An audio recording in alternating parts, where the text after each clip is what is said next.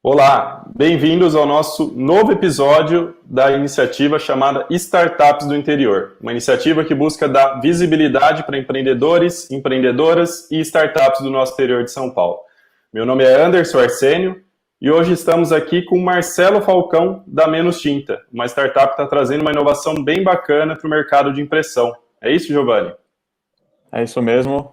Olá, pessoal. Meu nome é Giovanni. Falando um pouquinho mais da iniciativa Startups do Interior, uma iniciativa que nasceu dentro da FCJ Bauru, uma Venture Builder que atua com startups de todo o interior de São Paulo. E hoje o Marcelo, nosso convidado, vai falar um pouquinho aí da startup dele e um pouquinho da história dele. Tudo bem, Marcelo?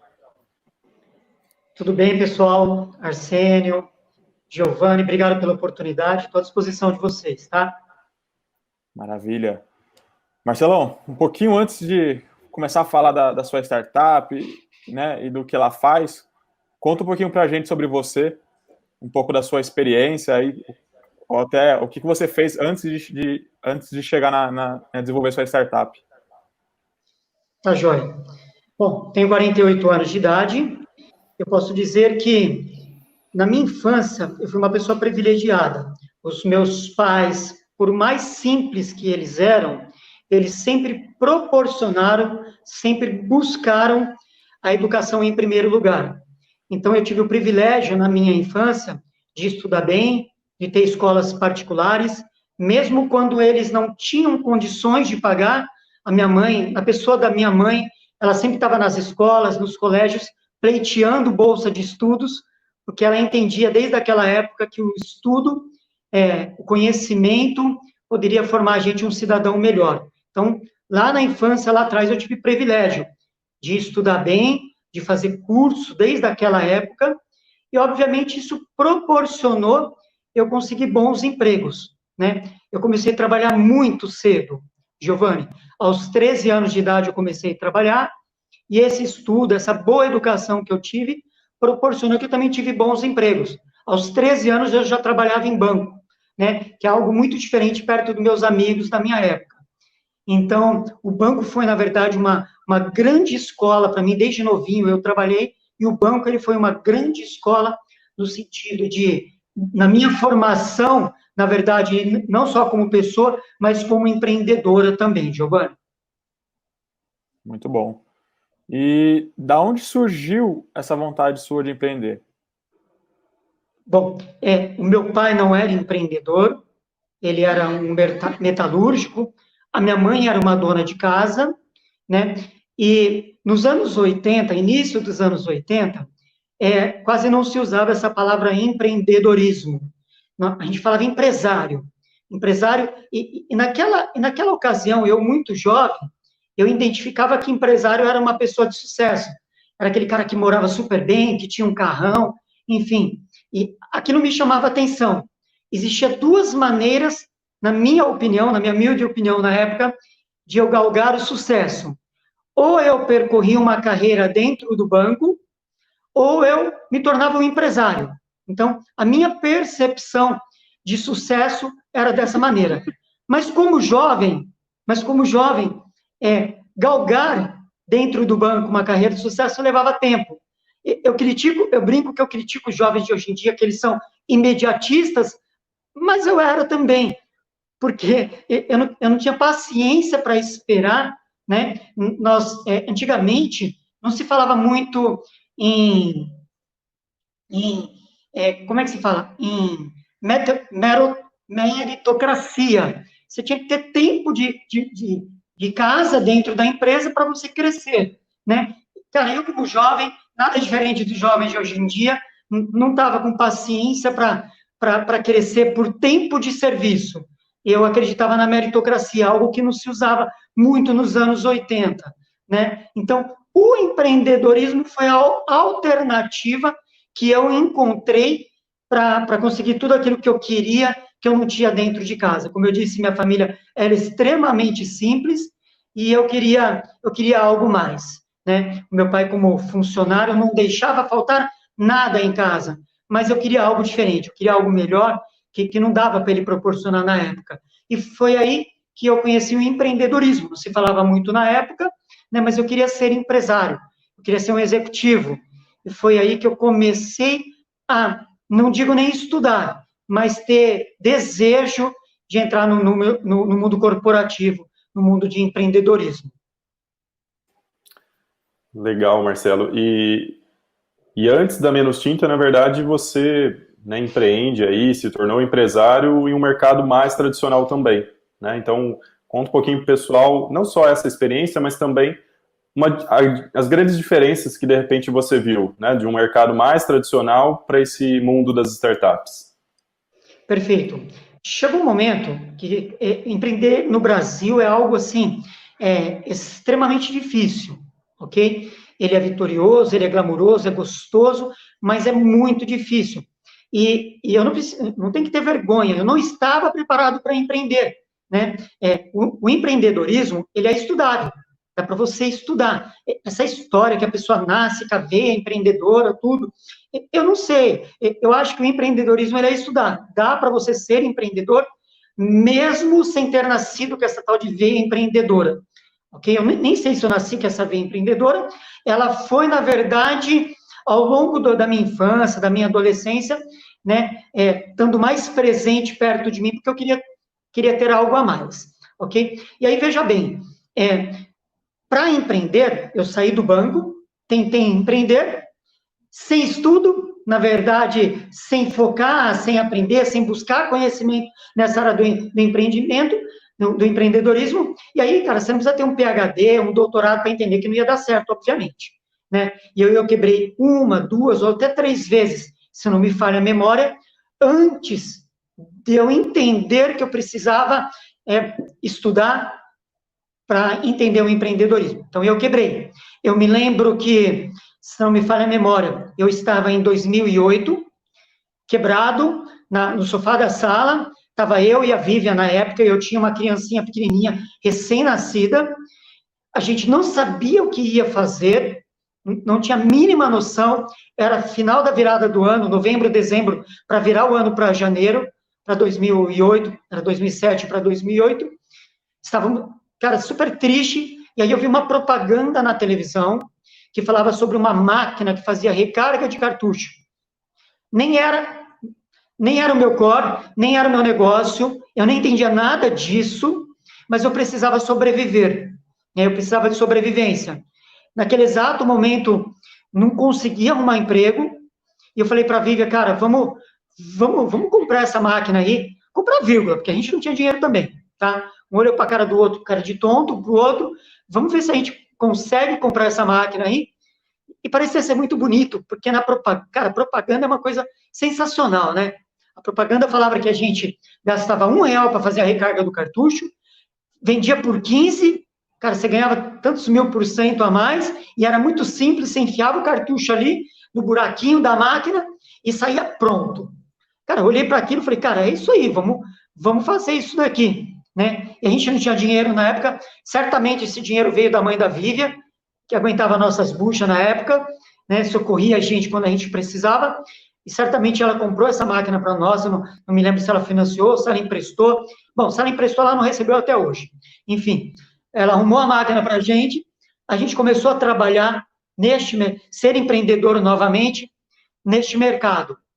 E aí, pessoal, é o seguinte, cara, não sei o que aconteceu, virou uma chavinha e a gente se apaixonou por esse mercado de impressão, né?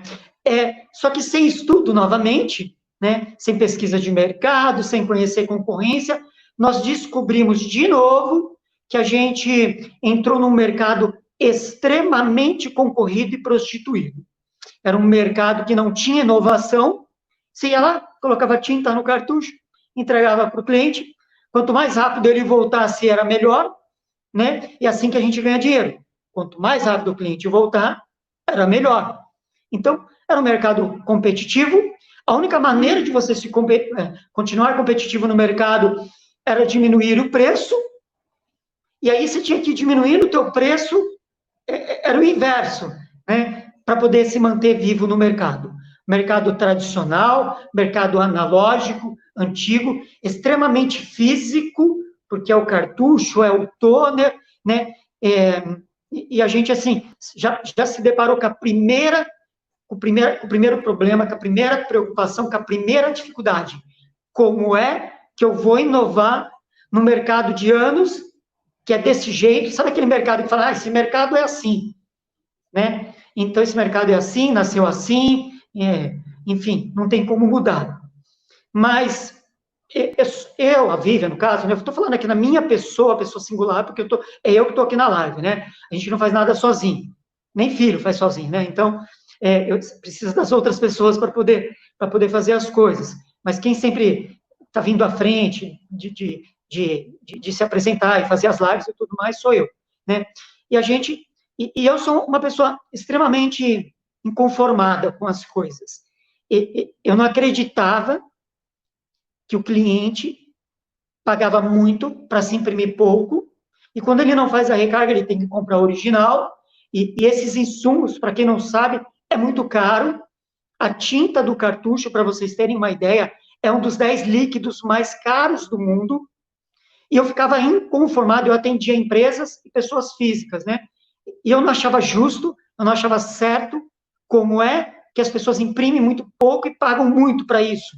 Falei, isso tem que mudar, isso tem que mudar. Então, fisicamente já começou a nossa mudança, lá atrás, em 2009, 2010. A gente pode dizer de boca cheia que a gente foi um dos precursores a aumentar a capacidade do cartucho, Giovanni, o Anderson. O cartucho cabe 2 ml de tinta ali dentro, na verdade ele cabe mais, tá? Ele só vem com 2 ml. E aí, cara, a gente abriu a tampa do cartucho e descobriu que ali cabia até 26 ml de tinta. Eles vêm de fábrica com 2 ml, mas se a empresa de cartucho tiver um pouquinho só de boa vontade, ela abre a tampa do cartucho, troca a espuma e entrega para o cliente um cartucho de 26 ml. Horas, nós estamos falando de 13 vezes mais tinta. Cara, e na época, se não me falha a memória, a gente tinha aqueles grupos do Orkut, né? Não, vocês não vão lembrar, porque o único velhinho da turma aqui sou eu, vocês são jovens. E aí, cara, eu tinha uma página no Orkut, né, a Falcão Print, que a minha empresa tinha uma página no Orkut, e a gente tinha aqueles grupos de remanufaturadores de cartucho do Brasil inteiro, todo mundo participava.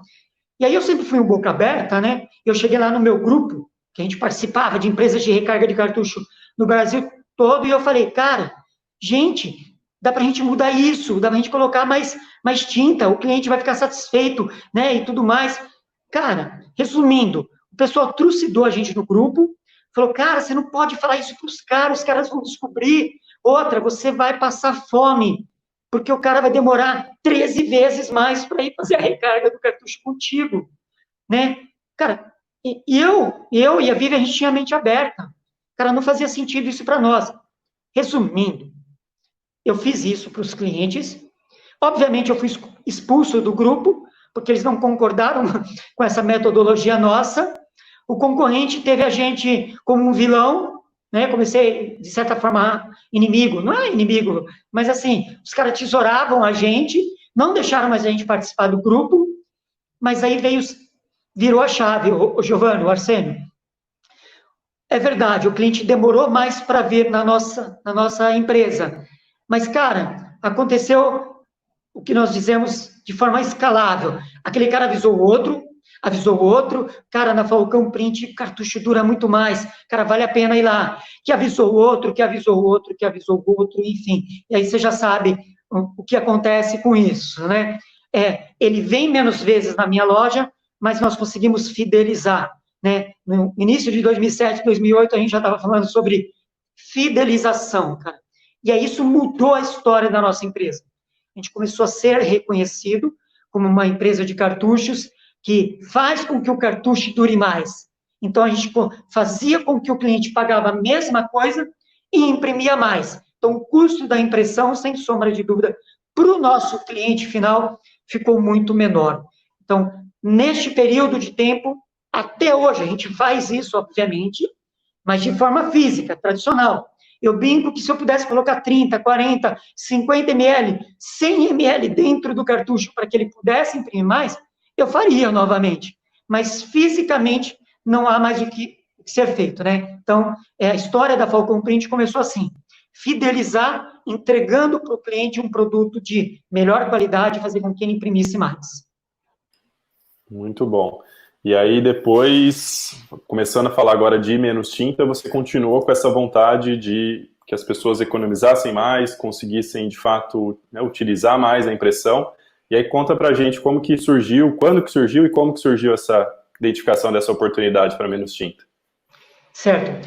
Ser pequena empresa, ser uma empresa de pequeno porte, familiar, também tem seus privilégios, tá? Quando você é pequenininho, Arsênio, você é o cara que faz o boleto, o cara que entrega, é o motoboy que entrega o cartucho, é o cara que faz a cobrança, é o cara que...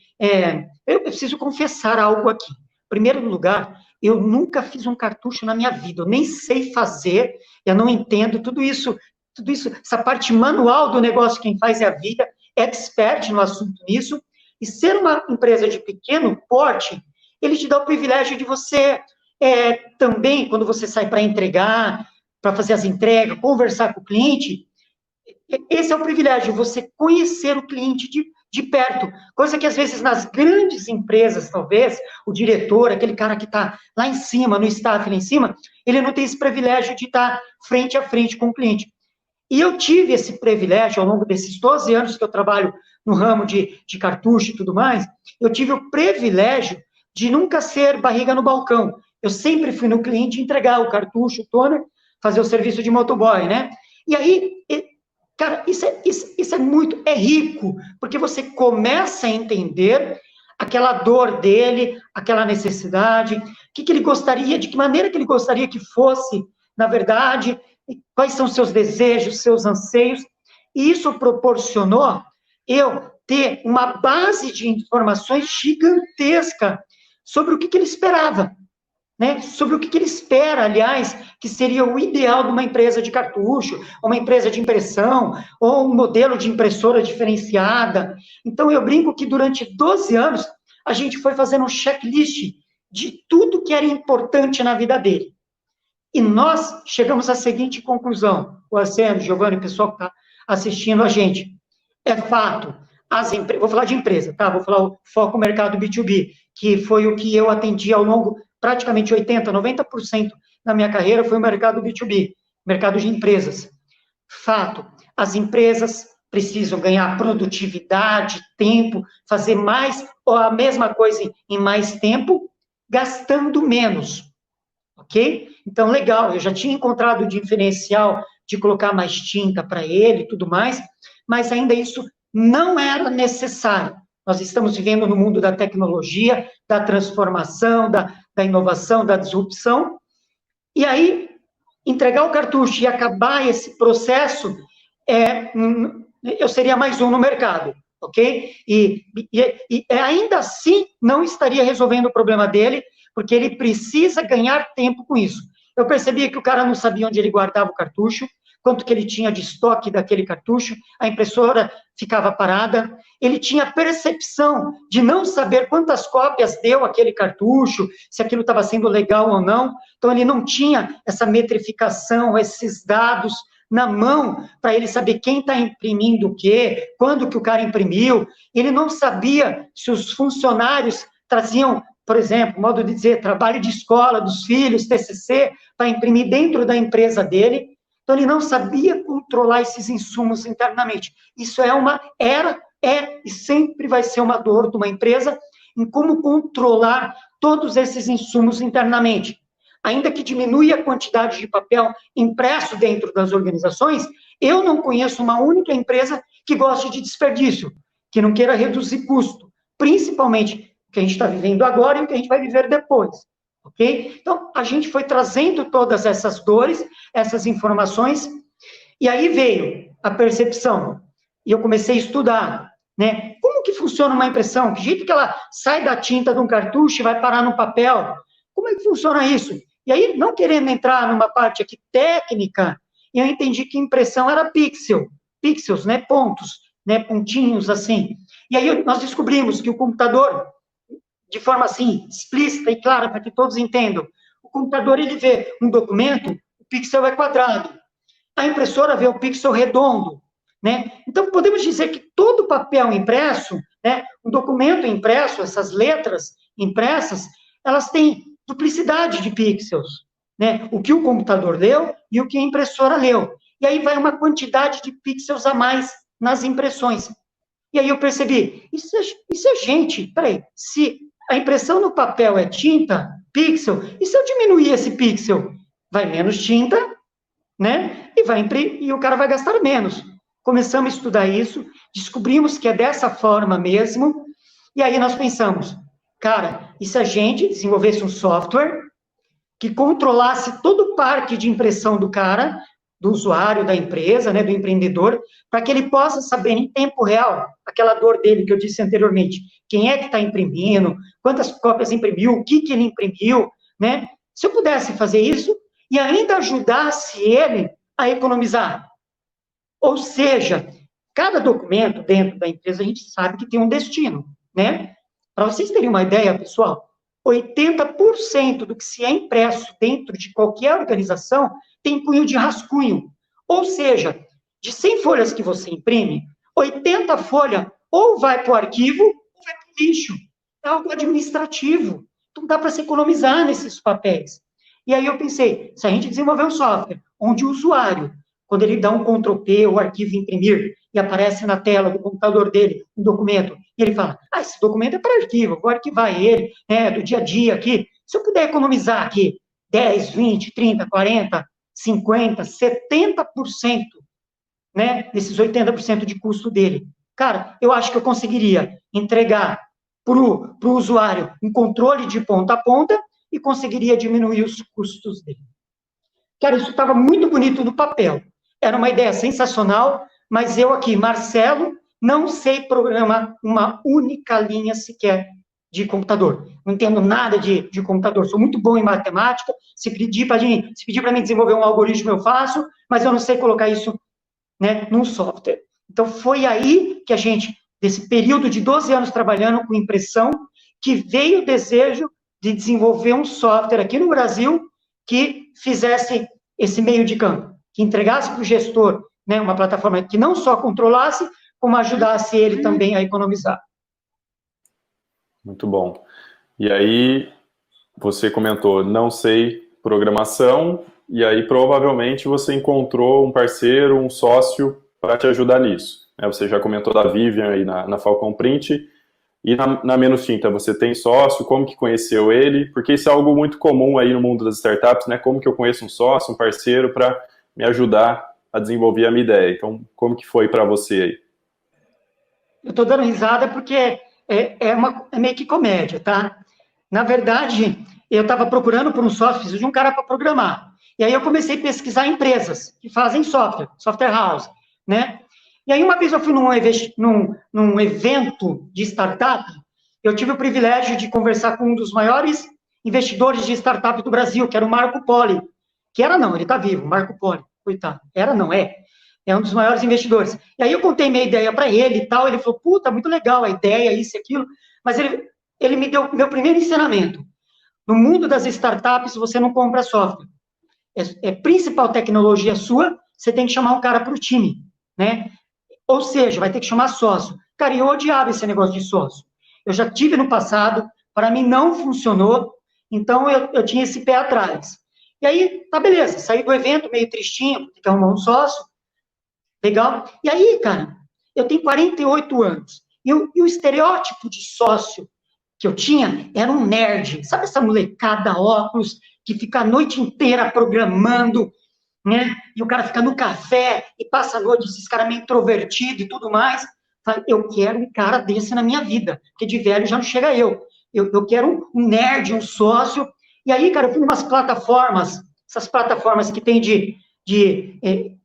bom, eu vou fazer o merchan aqui da plataforma, acho que era Encontre um Nerd. Olha, eu estava tão focado nesse negócio que eu já fui nessa plataforma. Eu quero um moleque desse na minha vida, que vai programar e nós dois vai dominar o mundo. Cara, coloquei lá, beleza, e um monte de gente, eu não faço isso, não sei programar, não quero fazer isso, não quero fazer aquilo, tal. Já comecei a entender que era uma programação extremamente difícil e complicada de se entender. Não é uma programação web, né? É uma programação mais de máquina, enfim. E aí, cara, um cara entrou em contato comigo, ele falou, eu acho que eu posso fazer. alguma coisa assim, não me lembro na época. E aí eu falei, de onde você é? Ele falou, cara, eu sou de São Paulo, mas eu tô mudando para Bauru. Cara, olha que loucura. Eu falei, nossa, que sensacional. Eu falei, mas por que você vai mudar para Bauru? Aí eu falei assim, cara, minha namorada é de Bauru, e ela me deu ultimato, tal, eu tenho Bauru. Aí eu pensei, puta, cara, é um moleque mesmo, né? Como é que o cara, em sã consciência, maduro, ia fazer um negócio desse? Moleque, falei, da hora, é esse que eu quero. Molecão, da hora. Já vi que tá fazendo merda com o namoro, mas legal, vai ser bom para mim. E aí, cara, marquei um encontro com ele, acho que foi lá na minha empresa, num café, não sei onde que foi, e aí eu cheguei, né, sentei, falei assim, vou esperar o cara, aí eu olhava para toda aquela molecada que entrava, é esse, não é. Sabe aquele lance de namoro? Você, né, é mais ou menos de namoro, né? E aí, cara, acho que foi na minha loja, tocou a campanha da minha loja, eu já olhei de longe um senhorzinho careca, e aí eu falei assim, deve ser cliente, né, cara? Vou lá atender, falei, o cliente chegou na hora que eu ia falar com o moleque, cara. E aí entrou o senhorzinho, oi, eu sou o Anselmo. Cara, eu olhei para a cara dele, o desânimo foi total. Eu falei, não é possível, cara, que eu achava que seria um moleque, aí entra um velho careca na minha loja, cara, um óculinho assim, falando que era Anselmo programador. Cara, eu falei, não vai dar certo isso daqui. Eu queria um jovem, né? Enfim. Mas a brincadeira à parte, ele sentou e falou assim, cara, eu não fiz isso, mas pode ter certeza que eu vou estudar, vou me dedicar e eu vou aprender. Cara, na hora que ele falou aquilo para mim, cara, eu falei assim, meu, vai ser as startups dos velhos. Aqui, a gente vê startup dos novos, da molecada, garagem, vai ser startup dos velhos. Cara, é o Anselmo, ele é um cara que tem 25 anos de experiência, resumindo aí, é um cara que tem 25 anos de experiência. Cara, esse cara foi responsável, é responsável, está sendo responsável por materializar todas essas ideias que a gente teve num software, e o cara, fez algo que praticamente eu não encontrei em entrevistar mais de 100 pessoas, praticamente, que eu entrevistei para fazer o Menos Tinta, e ele foi o cara, o veinho, eu brinquei, o meu veinho, né, é o cara responsável por materializar tudo isso, e nós somos completamente diferentes, e talvez tenha sido isso que tenha feito com que a startup Menos Tinta está evoluindo aos poucos aí na parte entre minha e do Anselmo. Isso tem ajudado muito. Nós dois somos completamente diferentes, mas a gente foi um casamento bacana aí. Legal demais. E você comentou a questão da idade, e existe, né, essa percepção, mas quando a gente faz uma análise, e existem pesquisas hoje que já demonstram isso, mostram que, na verdade, a média do empreendedor de empresas, né, mais bem-sucedidas acaba sendo na faixa ali dos seus 42 anos, né? Então não é o tão jovem ali como como existe essa percepção de fato. E aí você, né, comentou um pouquinho da origem, como conheceu o Anselmo, e aí começaram a desenvolver toda essa solução que você contou pra gente. E hoje, qual que é o momento da Menos Tinta? O que vocês estão fazendo no momento? Quais os desafios do momento? Beleza. Tanto eu quanto o Anselmo, apesar do Anselmo ser um cara de tecnologia, programador, tanto eu e o Anselmo, nós nunca, até 2 anos atrás, 1 ano e meio atrás, eu e o Anselmo, nós éramos pessoas extremamente analógicas. Trabalhávamos no mercado tradicional. Por exemplo, o Anselmo é programador, mas ele sempre trabalhou no mercado tradicional. Ele sempre programou, né, para empresas de mercado tradicional. Ok? Então, quando começamos a desenvolver essa ideia do software, eu nem sabia que se chamava startup. Para mim, era uma empresa de software que venderia o seu produto, serviço normalmente, né? Numa das nossas pesquisas, buscando alguma coisa para a empresa, para Menos Tinta na época, a gente se deparou com essa palavra, startup, né? E aí, conversando tudo, a gente é uma startup, enfim, parece que se enquadrou num perfil de startup. E aí, nós caímos de cabeça, porque a gente entende que a gente estava levando algo novo, diferente, o novo causa medo em qualquer ser humano, em qualquer pessoa, e a gente precisava, então, entender, peraí, a gente está pisando em ovos, que mercado é esse que a gente não conhece? Né? Que mercado é esse que não tem nada a ver com o que nós aprendemos, Anselmo? Será que a gente vai precisar recomeçar? reaprender? Será que o que a gente aprendeu até hoje vai ser suficiente para a gente tocar esse novo negócio que chama startup? E aí, aconteceu de nessas pesquisas, eu precisava estudar sobre o mundo das startups. E aí eu descobri que aqui na minha cidade mesmo, tinha o Sebrae, que estava acabando de lançar um programa Startup Sebrae São Paulo, ou seja, eles pegavam empresas, startups, em fase de ideação, era ideia, que estava em prototipação, era um protótipo ainda, não estava pronto, né? No mundo da startup a gente fala que é MVP, estava ali, né? E aí eu falei, nossa, acho que isso encaixa, a gente precisa ir para a sala de aula para entender o que é isso. E aí a gente passou no processo de seleção do Sebrae, aqui em Bauru, foi um processo longo, de centenas de pessoas com ideias e tudo mais. O pessoal chamou a gente passou nesse processo, e a gente ficou sendo pré-acelerado por eles durante 4 meses. Então, nós entramos no Sebrae com uma ideia na cabeça e saímos com um protótipo, um MVP, um produto já minimamente viável aí, para trabalhar. Então, o Sebrae foi a ponta, né, para a gente, né, se puder dar um conselho aqui, eu acho que as pessoas que estão com ideia procuram o Sebrae foi fundamental no início do nosso negócio, e aí, saindo do Sebrae, talvez 4, 5 ou 6 meses depois, nós tivemos o privilégio de conhecer uma Venture Builder, né, a FCJ, Venture Builder. Venture Builder é uma empresa, uma sociedade anônima, né, que existe diversos investidores ali dentro, que investem em startups, né, não diretamente nas startups, ele investe nessa Venture Builder, e a Venture Builder investe na gente, né? Eu achei um modelo de negócio interessante, porque não adianta alguém chegar a dar 200 mil reais na minha mão, e eu vou pegar 200 mil na minha mão, legal, estou com dinheiro, e agora, será que é melhor para eu fazer esses 200 mil? Né? E a Venture Builder, ela é interessante porque ela dá um direcionamento através dos seus mentores, junto com a startup, né? Em termos de distribuição, de marketing, de ferramenta, de jurídico, de comercial e tudo mais, né? E know-how, enfim, tudo mais. Eles já fizeram startups darem certo, com certeza vão fazer a gente. E eu achei que era o momento certo de a gente fazer essa parceria com a FCJ. Então, tinha eu e o Anselmo de sócio, então a gente distribuiu uma parte da nossa sociedade para a FCJ, e a FCJ se tornou nosso sócio aí de 8 meses para cá, e tem ajudado significativamente, porque eu tenho mentores que eu brinco, que tem a metade da minha idade, mas são pessoas muito mais inteligentes do que a gente nesse quesito de levar nossa startup do estado atual que ela está para um estado que ela deve e vai acontecer, um estado bem mais avançado aí. Legal. E Marcelo, você contou um pouquinho dessa trajetória, né? Então, vocês identificaram uma oportunidade, você encontrou um sócio para poder desenvolver ele, entrou no Sebrae para dar corpo, agora entrou na FCJ, né? E durante essa construção da startup, durante a construção da Menos Tinta, teria alguma coisa que você mudaria se fosse hoje? Teria, com certeza. Eu sou o rei de errar. Então, eu acho que eu mais errei do que acertei. Eu tive sorte que algumas coisas que eu acertei deu certo e compensou os erros, mas certamente eu errei mais. Mas, por exemplo, eu disse anterior que eu vim do mercado tradicional. Cara, para quem vive no mercado tradicional, que foi educado como eu no mercado tradicional, é o seguinte: quando você entrega um produto ou um serviço para alguém, no mercado tradicional, cara, ele tem que estar perfeito. Ele tem que estar 100% acabado, lindo, maravilhoso, para o cliente pegar aquele produto e olhar, uau, que produto lindo, nossa, eu vou colocar na estante de casa. Uau, alguém já viu entregar um iPhone meia boca?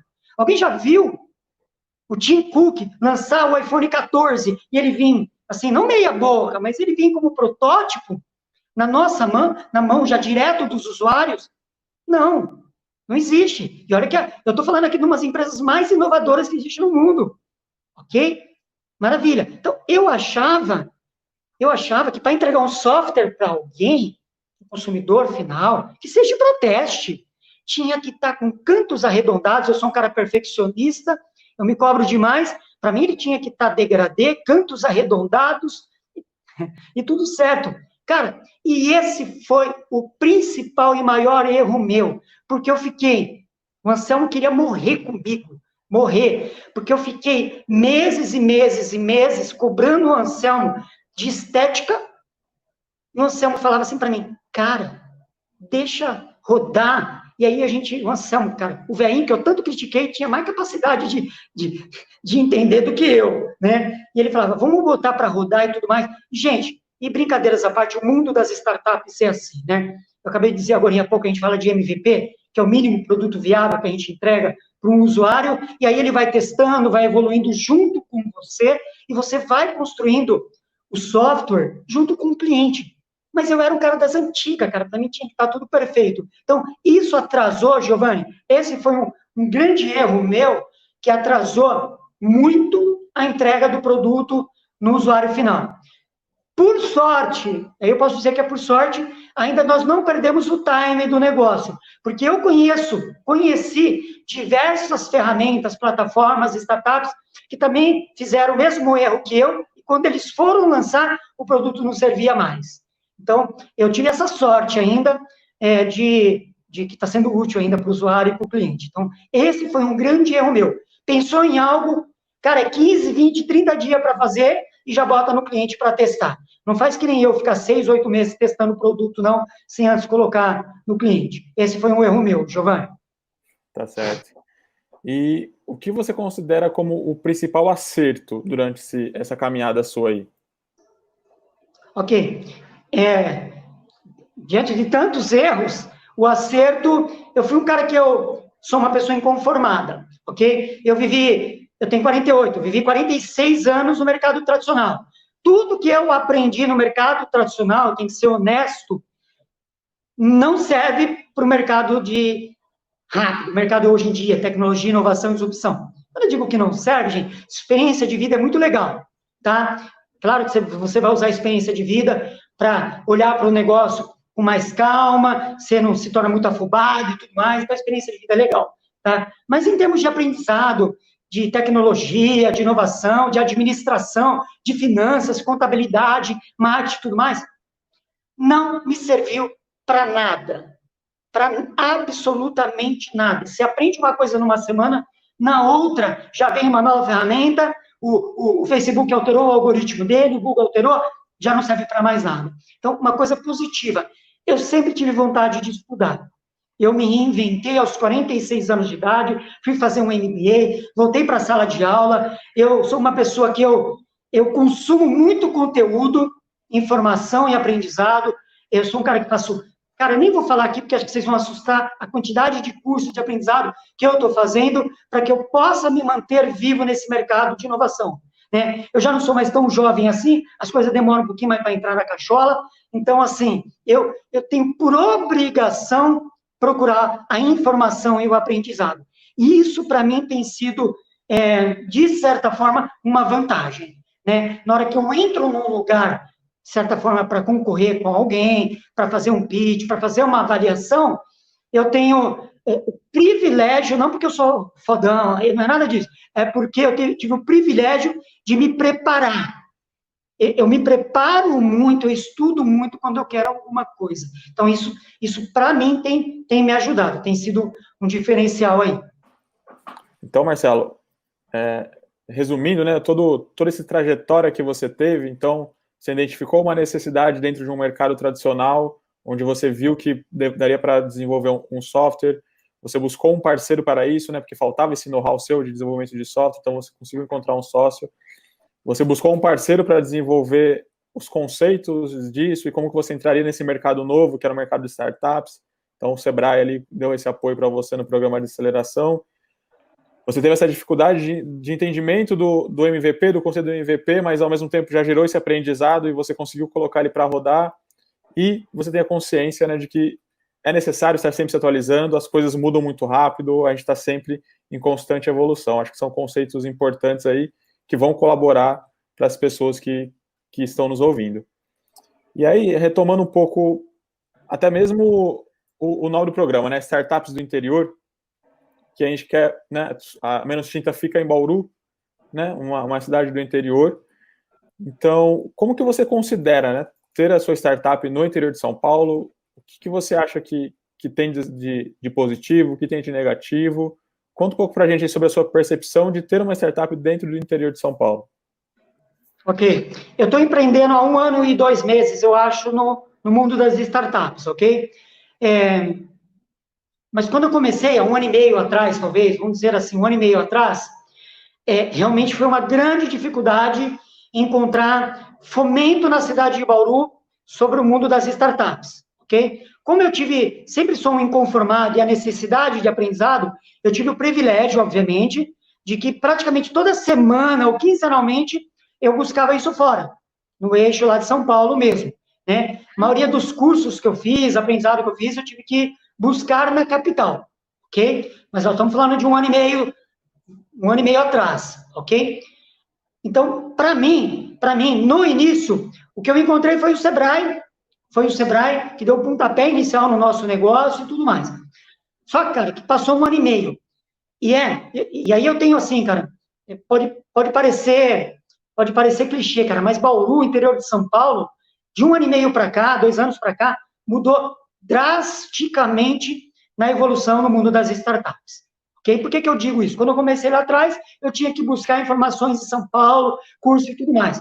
Cara, hoje Bauru tem se destacado nesse fomento das startups de uma maneira grandiosa, se colocando ao lado até de grandes cidades, como São Carlos, Campinas, Sorocaba, São Paulo até e tudo mais, Presidente Prudente, páreo a páreo. Você vê hoje, né, nós temos uma entidade sem fins lucrativos, como a Sanduíche Vale, que fomenta todo esse mundo das startups, né? A gente vê o Sebrae fazendo isso, a gente vê recentemente até a parte pública envolvido nesse processo, inaugurando no final do ano, aí, acho que o começo do ano agora, o Inova Bauru, né, junto com o Lab Energia, da AES, na pessoa principal da Aline, que é a nossa secretária de Desenvolvimento de Economia aqui. Recentemente, há 3 meses, a gente vê o CONC, que é nosso hub de inovação, né, para fazer pré-aceleração e aceleração de startups. Então, hoje, eu digo hoje, 2019 para 2020, para quem deseja entrar no mundo das startups, né, entender um pouco mais, saber como é que funciona, já não falta mais informação, né? A gente já vê diversos canais, mas todos eles em conjunto, trazendo inovação, disrupção e tecnologia para a nossa cidade de Bauru. Então, eu digo que hoje Bauru, ela pode estar, assim, no páreo, praticamente, dos grandes polos de inovação do interior do estado de São Paulo. Muito bom. Partindo aqui para a reta final, quais dicas você deixaria aí para quem quer começar a empreender, quem está pensando em fazer a sua startup? Tá, então vamos lá. Vou falar coisas animadas, tá? Até porque o empreendedorismo, ele é uma guerra, né? O Brasil é uma coisa bacana, né? O Brasil é um país de empreendedores. Não existe um outro país no mundo que tem a maior quantidade de pessoas empreendedoras como o Brasil. Então, podemos dizer que o Brasil, o povo brasileiro é um povo de raça aí, né? Estamos passando por um momento muito difícil. Talvez as minhas palavras há 4 meses atrás seriam outras, mas hoje é o seguinte, vale a pena empreender, só que o empreendedorismo, gente, ele está bem maduro, né? Não é mais um terreno não fértil, um terreno para amadores. Então, quer empreender? Cara, sensacional, vale muito a pena você transformar não só a tua vida, como a vida de outros, tá? Empreender só por dinheiro não vale a pena, parece clichê, cara, mas não vai funcionar, tá? Porque alguém vai vir daqui a pouco fazer algo melhor do teu, copiar, te fazer até melhor, e aí, cara, se for só por dinheiro, você vai ficar na mão, você vai quebrar, você tem que empreender, não é clichê, eu achava que era, mas não é, você tem que empreender por aquilo que você ama mesmo, e queira mudar a vida de alguém também, o dinheiro vai ser consequência, aconteceu isso comigo no passado, e está acontecendo isso agora. Então, talvez a dica principal, cerque-se de pessoas que estão no mesmo propósito que você. Gente, no mesmo propósito que você não é concordar com as mesmas coisas que você, ok? Né?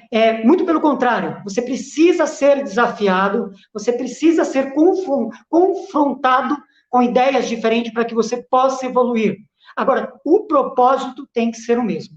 poxa vida, eu quero montar um negócio, eu quero mudar a minha vida, obviamente, e depois a vida daquela pessoa, daquela empresa, daquele negócio, e se aquela outra pessoa tiver o mesmo propósito que você, cara, isso é fundamental. Ela não precisa compartilhar a mesma ideia, o mesmo modus operandi que você. Como eu disse, não é concordar com tudo aquilo.